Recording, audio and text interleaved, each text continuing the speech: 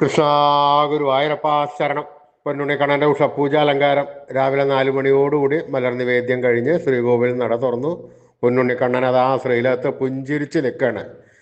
ശ്രീലകത്ത് നെയ്വിളക്കുകളെല്ലാം നിറഞ്ഞു കത്തുന്നുണ്ട്. നല്ല ശോഭയുണ്ട്. ആ ശോഭയിൽ പൊന്നുണ്ണിക്കണ്ണൻ്റെ പുഞ്ചിരി കൂടുതൽ ഭംഗിയുണ്ട്.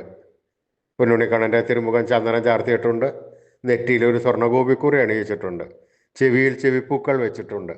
മാറത്തൊരു സ്വർണ്ണ തിലകവും 2 സ്വർണ്ണമാലകളും ചാർത്തിയിരിക്കുന്നു. പൊന്നിൻ കിങ്ങിണി കെട്ടി പട്ടുകോണകം ഉടുത്ത് ഒരു ചുവന്ന പട്ട് ഞൊറിഞ്ഞെടുത്തിട്ടുണ്ട്. കയ്യിൽ വലത് കയ്യിൽ ഓടക്കുഴലും താമരയുമുണ്ട്. സ്വർണ്ണ കിരീടം ചാർത്തി കിരീടത്തിന്മേൽ 2 തിരുമുടിമാലകളും 2 വലിയ വനമാലകളും ചാർത്തിയിരിക്കുന്നു. അങ്ങനെ സുന്ദരനായി പുഞ്ചിരിച്ച് നിൽക്കുന്ന ആ സച്ചിദാനന്ദക്കട്ടയെയാണ് നട തുറന്ന സമയത്ത് ഭക്തന്മാരെല്ലാവരും കാണുന്നത്. ഭക്തന്മാർക്കെല്ലാവർക്കും സന്തോഷത്തിൽ ആറാടി ആ പൊന്നുണ്ണിക്കണ്ണൻ്റെ തിരുനാമങ്ങളും ചൊല്ലി അത് ആ കണ്ണൻ്റെ അടുത്തേക്ക് ഓടി ഓടി ഓടി പോണു. ആ സോപാനപ്പടിയിൽ നിന്ന് കണ്ണനെ കൺകുളിർക്ക കണ്ട് കണ്ണൻ്റെ തൃക്കാൽക്കൽ വീണ് നമസ്കരിക്കണോ, പ്രാർത്ഥിക്കണോ. കണ്ണൻ അവരെ എല്ലാവരെയും അനുഗ്രഹിക്കണം. ആ സുന്ദര രൂപം നമുക്കും നമ്മുടെ മനസ്സിലേക്കൊന്ന് ആവാഹിച്ചാലോ? നല്ല പോലെ ഭഗവാനെ വിചാരിച്ചോളൂ.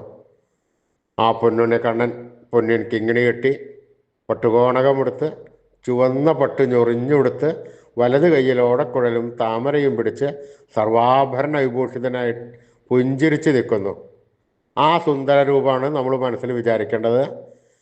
നല്ലപോലെ വിചാരിച്ചോളൂ. ആ പൊന്നുണ്ണിക്കണ്ണൻ അതാ നമ്മുടെ മനസ്സിൻ്റെ ഉള്ളിൻ്റെ ഉള്ളിലേക്ക് അതാ കയറി വരും.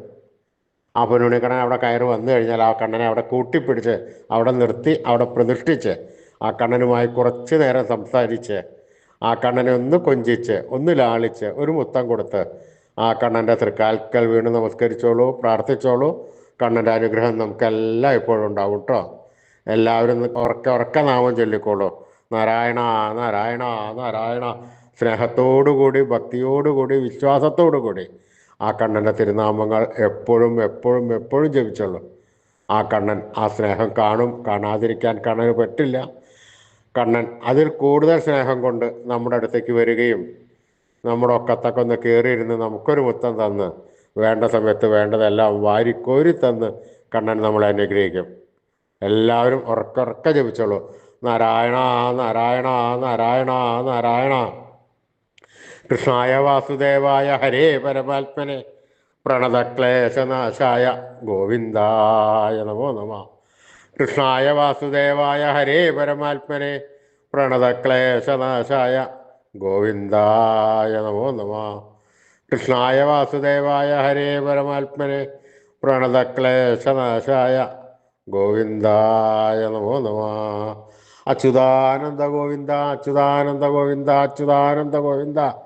ഈ നാമത്രയ മന്ത്രം എല്ലാവരും ദിവസേന ഉപാസിക്കുക.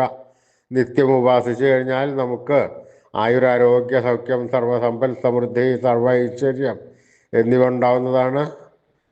ഋഷീശ്വരന്മാർ തലമുറകൾ കൈമാറി തന്ന അമൂല്യ നിധിയാണ് ഈ മന്ത്രം.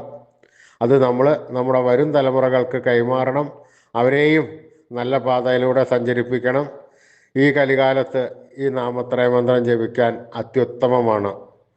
അതുകൊണ്ട് എല്ലാവരും ഈ നാമം അടുത്ത തലമുറകൾക്ക് കൈമാറുകയും നിത്യ ഉപാസനയിൽ ഉൾപ്പെടുത്തുകയും ചെയ്യുക.